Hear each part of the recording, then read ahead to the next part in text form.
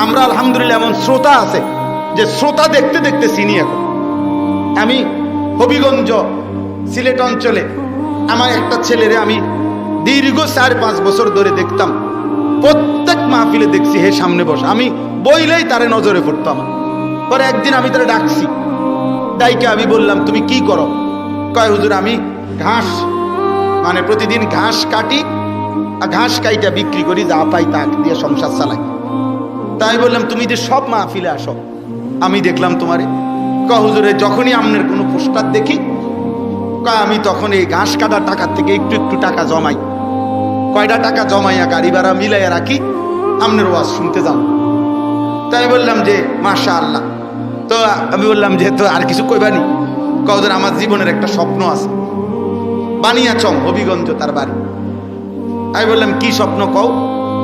আমি 10 টাকা 50 টাকা করে জমাইতেছি, আল্লাহ যদি আমারে কোনোদিন তৌফিক দেয় আমি আমনেরে আমরা এলাকায় দাওয়াত দিয়ে নিম, ওয়াজ করাম।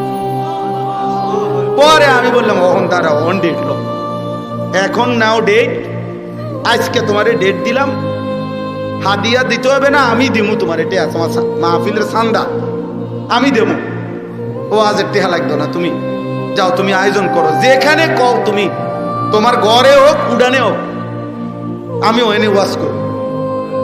আমি বলছি আমি যাবো, ডেট দিলাম, যাও।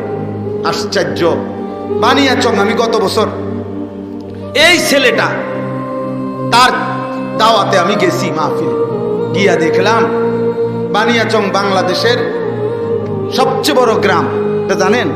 বাংলাদেশের সবচেয়ে বড় গ্রামের নাম হলো এই বানিয়াচং হবিগঞ্জ। এক গ্রাম এক উপজেলা। হ্যাঁ হ্যাঁ, এটা গ্রাম একটাই, একটা উপজেলা, বুঝছেন নি হুজুর?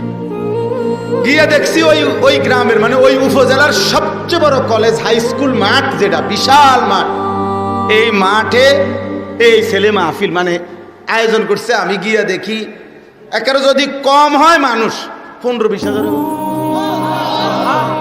স্টেজে যদি একেবারে না হয় হুজুর 300-400 হুজুর হইব। হুজুর খেলাফত মজলিসের যিনি কেন্দ্রীয় আমির, এই যে দেওয়াল ঘড়ি মার্কার যে খেলাফত মসজিদ, উনি বসা পাশে, ওনার বাড়িতে বানিয়েছে বড় বড় হুজুর সব। তাই বললাম কিরে কারবারটা কি তারে, কার মাহফিল? হুজুরের কইছি তো আমার আইয়া এলাকাত, আমার আর দৈর্য দিছে না, সব আলেম ওলামা পাবলিক মিল্লা এই মাহফিলে এত বড় বানায় ফেলছে। তাইলে দোস্ত, একজন শ্রোতাকেও মানুষ দেখতে দেখতে চিনে। কথা বুঝছেন কি না বলে?